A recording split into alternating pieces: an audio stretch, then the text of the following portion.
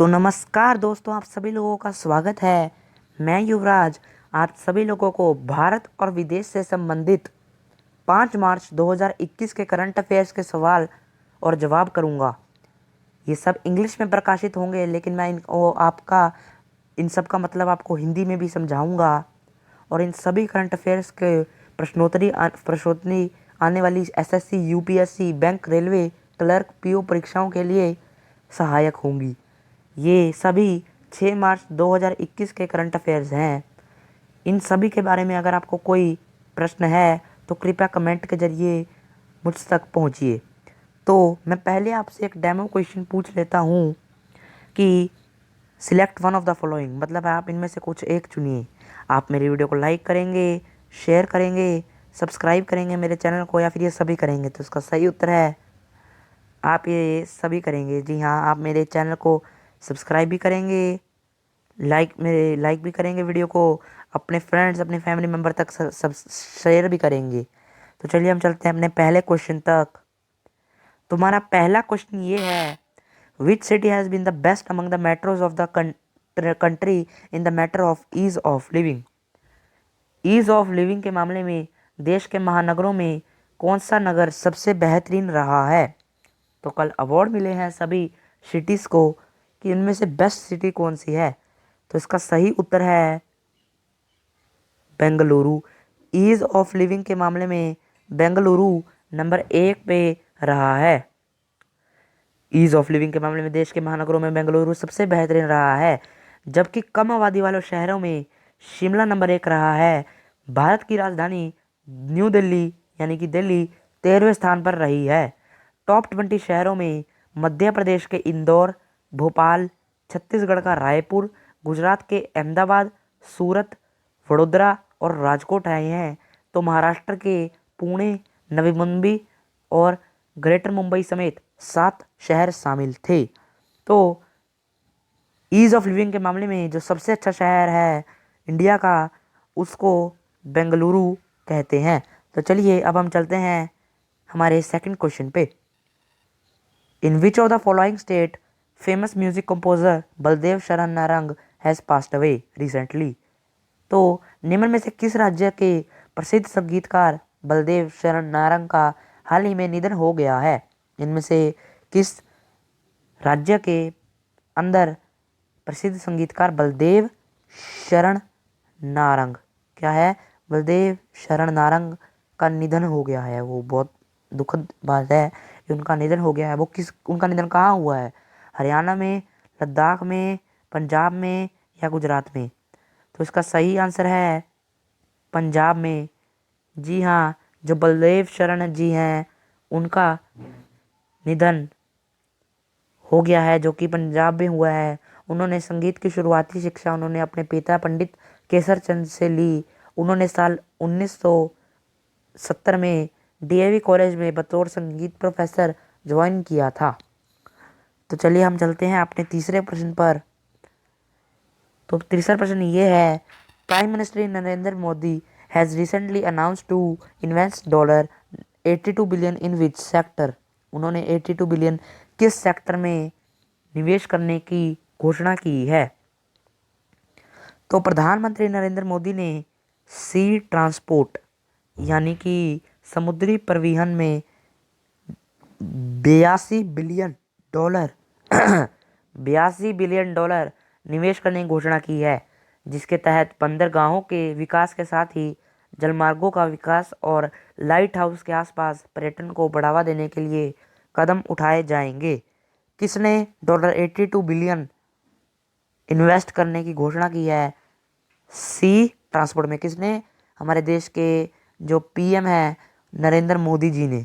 ठीक है, अब हम चलते हैं अपने चौथे प्रश्न। Indian wrestler Vinesh Phogat has recently won gold medal in which KG weight category.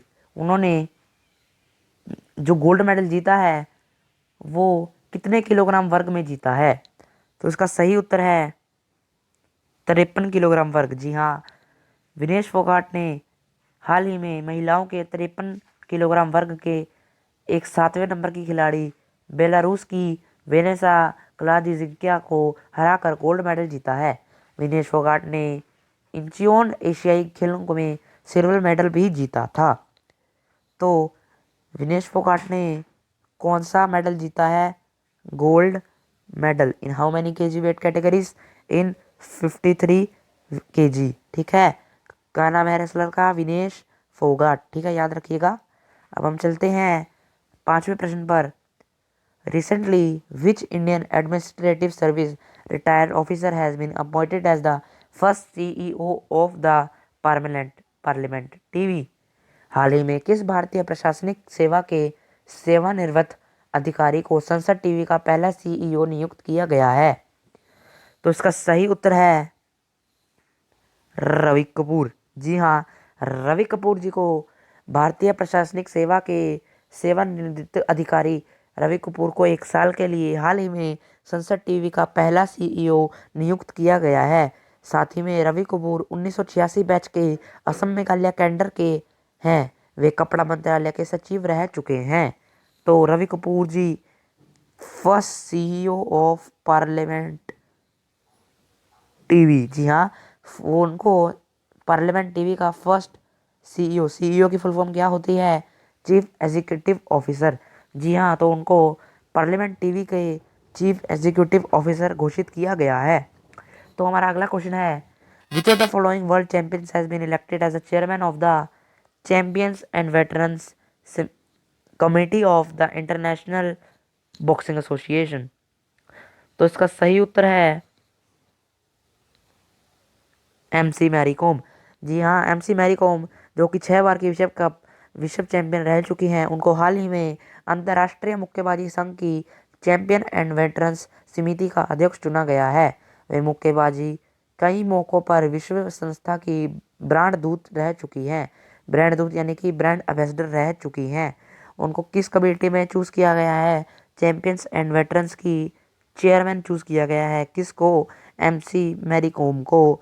और किसने किया है? इंटरनेशनल बॉक्सिंग एसोसिएशन ने किया है। तो चलिए अब हम अपने नेक्स्ट क्वेश्चन पर चलते हैं। Recently who became the second batsman in international T20 after Yuvraj Singh to hit 6 consecutive sixes in T20 internationals?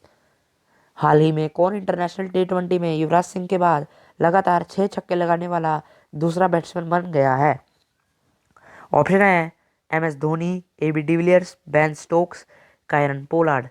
तो इसका सही उत्तर है कायरन पोलार्ड। जी हाँ, कायरन पोलार्ड ने हाल ही में इंटरनेशनल T20 में युवराज सिंह के बाद विंडीज के कप्तान कायरन पोलार्ड ने लगातार 6 छक्के लगा के दूसरे बैट्समैन बन गए हैं। उन्होंने श्रीलंका के ऑफ स्पिनर अकीला धनंजय के ओवर में लगातार 6 छक्के लगाकर यह रिकॉर्ड बनाया है।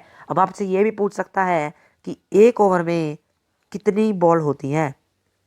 1 over is equal to 6 balls. तो उन्होंने जो 6 बॉल होती हैं, उन 6 की 6 बॉलों में 6 लगातार छक्के मारे हैं।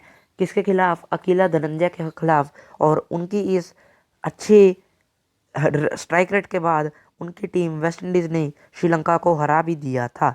तो युवराज सिंह के बाद 6 लगातार छक्के 6 बॉलों में लगाने वाले कौन बन गए हैं? Kieron Pollard. ठीक है, तो अब हम नेक्स्ट क्वेश्चन पर चलते हैं।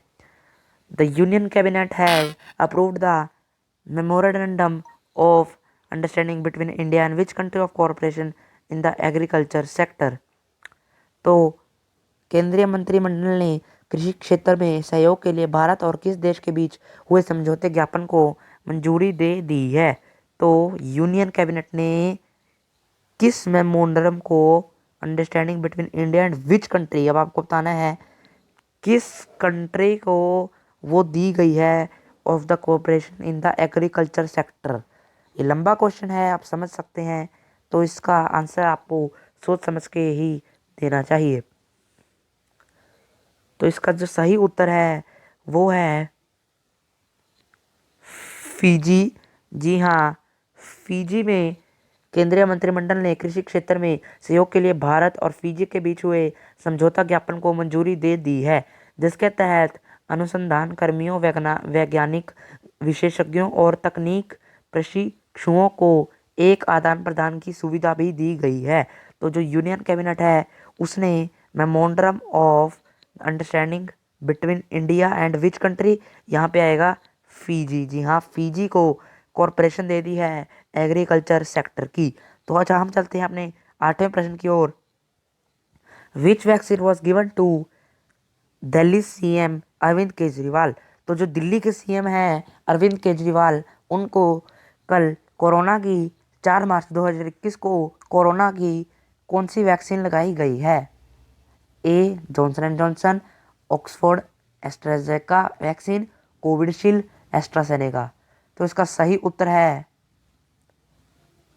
कोविडशील्ड। जी हाँ, उन्होंने हमारे भारत में बनी स्वदेशी वैक्सीन कोविडशील्ड को लगवाया है। तो हम चलते हैं अपने 9वें प्रश्न की ओर। What is the name of the messaging platform to be used by the Indian army shortly. तो हमको शॉर्ट फॉर्म बतानी है उस मैसेजिंग प्लेटफॉर्म को जो हमारी इंडियन आर्मी यूज़ करती है।